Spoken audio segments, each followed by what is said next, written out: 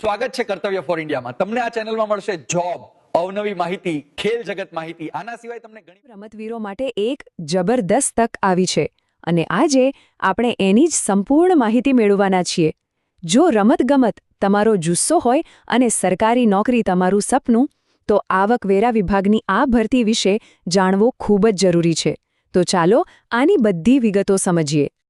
શું ખરેખર એવું બની શકે કે રમતગમતના આધારે ગુજરાતમાં સરકારી નોકરી મળે? તો આ સવાલનો જવાબ છે હા, બિલકુલ। આવકવેરા વિભાગ ખાસ કરીને એવા રમતવીરોને શોધી રહ્યું છે જેમણે પોતાના ક્ષેત્રમાં શાનદાર પ્રદર્શન કર્યું હોય। અને જો આ કોઈ નાની વાત નથી। સ્પોર્ટ્સ કોટા હેઠળ કુલ 46 જગ્યાઓ ભરવાની છે।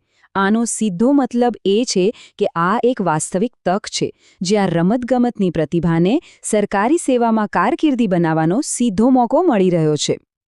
આ ભરતીને માત્ર એક નોકરી તરીકે ન જોવી જોઈએ। આ તો એમ સમજો કે રમતગમતના જુસ્સાને સરકારી ક્ષેત્રની સ્થિરતા સાથે જોડવાની એક અનોખી તક છે। ચાલો જોઈએ કે આ તક કોના દ્વારા આપવામાં આવી રહી છે। તો આ ભરતી સીધી અમદાવાદ સ્થિત આવકવેરાના મુખ્ય કમિશનરની કચેરી દ્વારા કરવામાં આવી રહી છે અને એ પણ ખાસ કરીને ગુજરાત રિજનના પ્રતિભાશાળી અને લાયક રમતવીરો માટે। ઓકે, તો હવે સૌથી રસપ્રદ વાત પર આવીએ। કઈ પોસ્ટ છે અને સૌથી અગત્યનું, પગાર ધોરણ શું છે? કારણ કે કારકિર્દીની વાત હોય ત્યાં આર્થિક લાભો જાણવા પણ એટલા જ જરૂરી છે। અહીંયા 2 પ્રકારની પોસ્ટ છે। પહેલી છે ટેક્સ અસિસ્ટન્ટ, જેની કુલ 18 જગ્યાઓ છે અને પગાર લેવલ 4 મુજબ 25,500 થી 81,100 રૂપિયા સુધીનો છે। અને બીજી પોસ્ટ છે મલ્ટીટાસ્કિંગ સ્ટાફ એટલે કે MTS, જેની 28 જગ્યાઓ છે અને તેનો પગાર લેવલ 1 મુજબ 18,000 થી 56,900 રૂપિયા સુધીનો રહેશે। હવે અહીં એક વાત ખાસ સમજવા જેવી છે। આ જે પગાર બતાવ્યો છે એ 7મા પગાર પંચ મુજબનો બેઝિક પે છે। આનો અર્થ એ થયો કે આ રકમ ઉપરાંત બીજા ઘણા બધા ભથ્થા જેમ કે મોંઘવારી ભથ્થું, ઘર ભાડું વગેરે પણ ઉમેરાશે। એટલે કે હાથમાં આવતો પગાર આના કરતાં ઘણો વધારે અને આકર્ષક હશે। ચાલો હવે સૌથી મહત્વના મુદ્દા પર આવીએ। આ પોસ્ટ માટે કોણ અરજી કરી શકે છે? એટલે કે લાયકાતના માપદંડો શું છે? ચાલો એને એકદમ વિગતવાર સમજીએ। ભણતરની વાત કરીએ તો બંને પોસ્ટ માટે લાયકાત અલગ-અલગ છે। ટેક્સ આસિસ્ટન્ટ બનવા માટે કોઈપણ વિષયમાં ગ્રેજ્યુએટ હોવું જરૂરી છે અને સાથે કલાકના 8,000 કી ડિપ્રેશનની ડેટા એન્ટ્રી સ્પીડ પણ હોવી જોઈએ। જ્યારે મલ્ટીટાસ્કિંગ સ્ટાફ એટલે કે MTS માટે માત્ર 10મું ધોરણ પાસ હોવું પૂરતું છે। પણ આ બધા કરતાં પણ સૌથી અગત્યની શરત છે રમતગમતની યોગ્યતા। કારણ કે આ સ્પોર્ટ્સ કોટાની ભરતી છે। ઉમેદવારે રાજ્ય કે દેશનું પ્રતિનિધિત્વ રાષ્ટ્રીય કે આંતરરાષ્ટ્રીય સ્તરે કરેલું હોવું જોઈએ।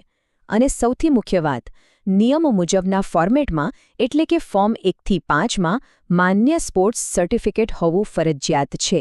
આના વગર અરજી આગળ નહીં વધે। હવે વાત કરીએ ઉંમરની। વય મર્યાદાની ગણતરી 1 જાન્યુઆરી 2026ના રોજ કરવામાં આવશે। ટેક્સ અસિસ્ટન્ટ માટે 18 થી 27 વર્ષ અને MTS માટે 18 થી 25 વર્ષની ઉંમર હોવી જોઈએ। અને હા, સરકારી નિયમો મુજબ SC, ST, OBC કેટેગરીના ઉમેદવારોને ઉપલી વયમર્યાદામાં છૂટછાટ પણ મળશે। ચાલો હવે એ તારીખો પર ધ્યાન આપીએ જે ભૂલવાની બિલકુલ નથી। સમયસર અરજી કરવી એ સફળતાનું પહેલું પગથિયું છે, એટલે આ તારીખોને ક્યાંક નોંધી લેજો। તો ઓનલાઈન અરજીઓ 30 જાન્યુઆરી 2026ના રોજ શરૂ થશે અને અરજી કરવાની છેલ્લી તારીખ છે 21 ફેબ્રુઆરી 2026। આ તારીખ ખાસ યાદ રાખવા જેવી છે। અને આ બાબતને એકદમ સ્પષ્ટપણે જણાવવામાં આવ્યું છે કે છેલ્લી તારીખ પછી કોઈપણ સંજોગોમાં અરજીઓ સ્વીકારવામાં આવશે નહીં। એટલે છેલ્લી ઘડીની રાહ જોયા વગર વહેલી તકે ફોર્મ ભરી દેવું વધુ સારું રહેશે। તો હવે સવાલ એ છે કે અરજી કરવી કઈ રીતે? ચાલો આપણે આખી પ્રક્રિયાને સ્ટેપ બાય સ્ટેપ સમજી લઈએ, જેથી કોઈ ભૂલ થવાની શક્યતા જ ન રહે। અરજી કરવા માટેની એકમાત્ર સાચી અને સત્તાવાર વેબસાઇટ છે incometaxgujarat.gov.in।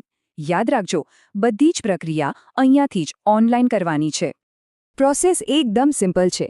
સૌથી પહેલા સત્તાવાર વેબસાઇટ પર જાઓ। ત્યાં સ્પોર્ટ્સ કોટા ભરતી 2026 લખેલી લિંક શોધો.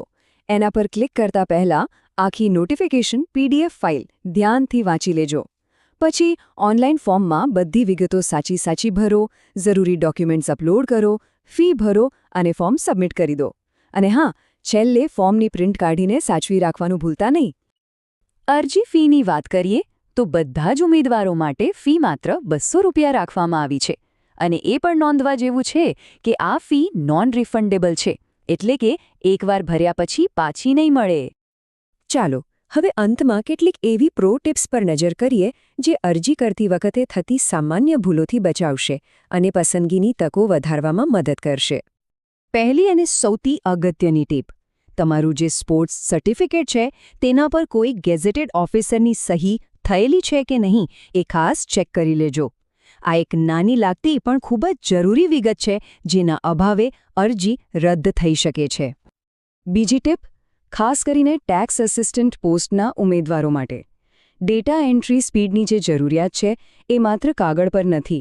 તેની માટે અલગથી સ્કિલ ટેસ્ટ લેવામાં આવશે, એટલે તેની પ્રેક્ટિસ અત્યારથી જ શરૂ કરી દેજો.